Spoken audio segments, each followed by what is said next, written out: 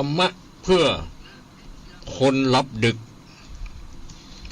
ซึ่งเป็นรายการของตู้ลุงดอยคือพระครูปฏิภาณธรรมทินที่เรารู้จักกันวันนี้ตู้ลุงวัดห้างต่ำตำบลป่าเงี้ยวอำเภอเวียงป่าเป้าจังหวัดเชียงรายมาซ้ายมือเพราะว่าวันพัดที่ผ่านมาตุลุงวัดห้างต่ำมาได้ออกอากาศสักกรรมเพราะว่ามันเกิดเหตุขัดข้องทางด้านโปรแกรมคอมพิวเตอร์ก็เลยโทรไปบอกให้ตุลุงดอยออกแทนวันนี้เป็นรายการของตุลุงดอยก็คือวันจันทร์เนาะวันจันทร์ที่27พฤษภาคม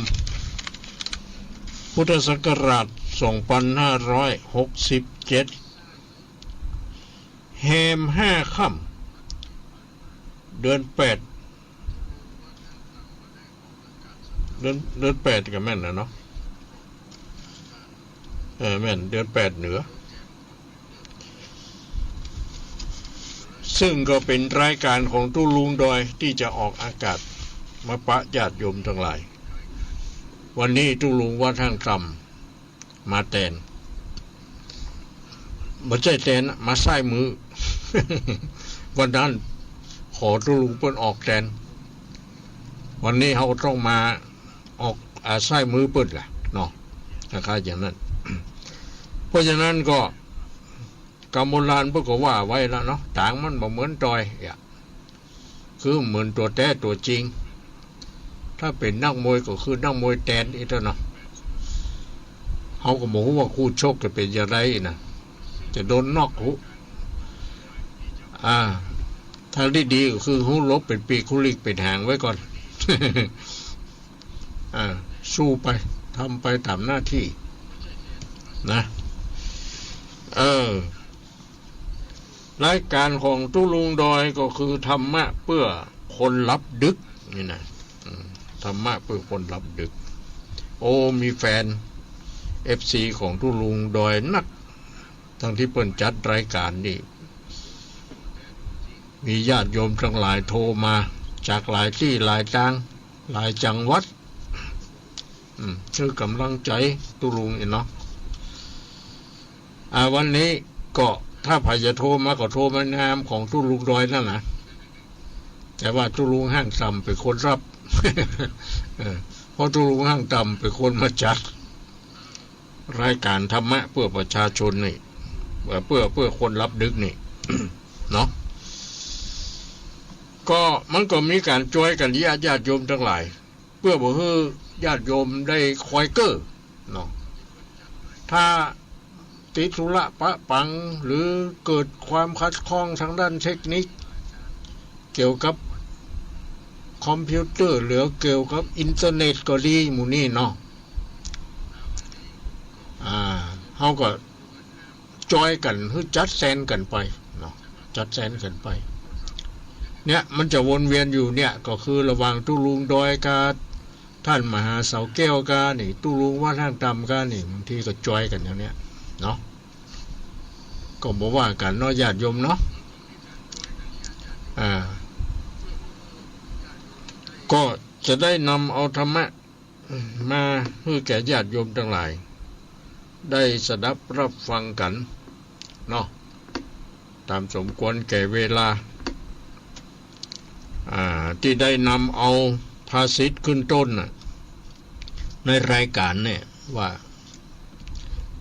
นะมินยมานัสสะภวันติสานาแปลว่าเมื่อสัตว์จะตายบ่มีผู้ป้องกันความตายก็คือความสูญสิ้นหรือสลายไปแห่งกายสังขารแห่งกายสังขารนะท่านทั้งหลายก็อย่าลืมว่าคนเฮานี่ที่เขาเป็นตัวเป็นตนเป็นคนอยู่นี่ ก็คือมันเป็นธาตุสี่เรียกว่าขันธ์ห้าเพื่อว่าอย่างนั้นนะธาตุสี่ก็คือดินน้ำลมไฟขันธ์ห้าก็คือรูปเวทนาสัญญาสังขารวิญญาณเนี่ยเนาะ สัตว์เดรัจฉานก็เหมือนกันเนาะแต่มันจะแตกต่างกันคือความรู้สึกนึกคิด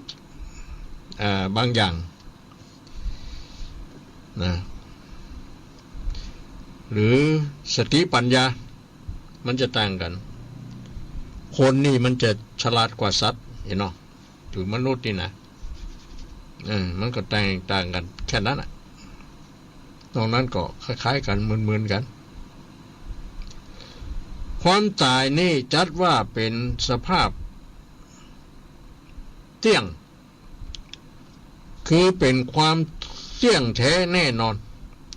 ว่าสัตว์ทุกจำพวกที่เกิดมาในโลกนี้บอกว่าจะเป็นสัตว์มนุษย์สัตว์เดรัจฉานทั้ง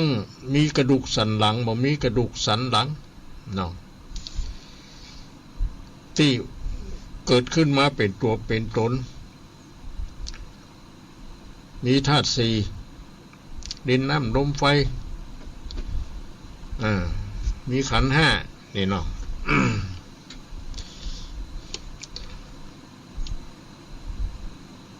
มันก็ คล้ายๆกันมีความเกิดขึ้นในเบื้องต้นนี่เกิดขึ้นแล้วมีความแปรเปลี่ยนไปในท่ามกลางก็คือเจริญวัยใหญ่ขึ้นอีกเนาะเจริญวัยใหญ่ขึ้นเปลี่ยนแปลงไปในท่ามกลางและก็ดับสลายไปในที่สุดก็คือหมดอายุอีกเนาะคล้ายๆอย่างนั้น อายุมาแค่นั้นหมดละหมดแล้วก็ต้องไปอย่างนี้ เนี่ยเรียกว่าสัตว์ทุกจำพวกที่เกิดมาในโลกนี้เนี่ยต่างก็จะต้องตายด้วยกันทั้งนั้นมีสัตว์ประเภทใดที่จะคงทนอยู่ได้เป็นอมตะนะอันนี้หมายถึงสภาพร่างกายนะส่วนที่มันบัดตายนั่นก็คือคุณงามความดี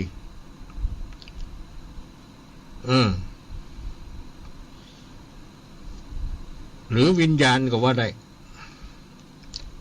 ถอดออกจากร่างแล้วก็ไปแสวงหาที่เกิดเดี๋ยวเนาะเขาจะว่ามันตายก็บ่ใจ อย่างเนี้ย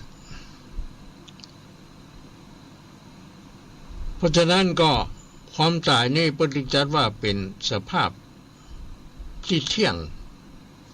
ก็คือเที่ยงแท้แน่นอนนะคือทุกรูปทุกนามที่เกิดขึ้นมาแล้วนี่ก็จะต้องตายเหมือนกันคือเป็นสภาพเที่ยงแท้แน่นอนว่าสัตว์ทุกจำพวกที่เกิดมาในโลกนี้ต่างก็จะต้องตายด้วยกันทั้งนั้นจะต่างกันก็ช้าหรือเร็วเท่านั้นมันจะต่างกันอยู่ที่จะช้าหรือว่าเร็วเท่านั้นก็หมายความว่าอายุจะสั้นกะอายุจะยืนยาวนานกะเนี่ยเนาะมันจะต่างกันแต่สุดท้ายคือตายเหมือนกันนั่นแหละ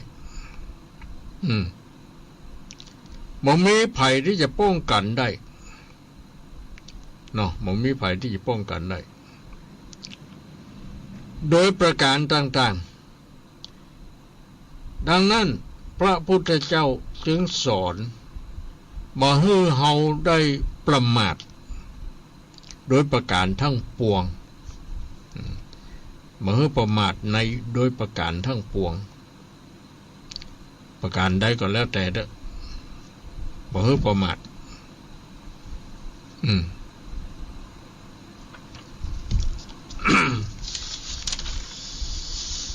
เหตุที่ว่าทำให้ตายในทางพุทธศาสนานั้นเพิ่นก็จำแนกไว้4อย่างตายเพราะหมดอายุ ตายเพราะหมดกรรมความชราและเฉพาะเหตุปัจจุบันทันด่วนหรืออุบัติเหตุเนี่ยมันก็จะมีอยู่อย่างนั้นวันนั้นตุลุงดอยก็ได้อธิบายขยายความให้ฟังแล้วกันเนาะว่าคนเฮาตายเพราะหมดอายุก็ดีเพราะหมดกรรมก็ดีเพราะหมดทั้งอายุทั้งกรรมก็ดีแล้วก็ตายด้วยอุบัติเหตุมาตัดร้อนอย่างนั้นน่ะคนก็แสดงชี้แจงให้แก่ญาติโยมทั้งหลายเนาะได้รับทราบรับฟังกันไปแล้วก็คงจะเป็นที่น่าเข้าใจกันรวมความแล้วก็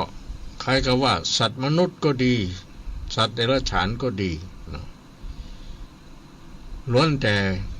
มีสภาวะที่คล้ายกันเหมือนกันเกิดขึ้นตั้งอยู่ดับไปได้ตกอยู่ในอนิจจังไม่เที่ยงทุกขังทนอยู่ไม่ได้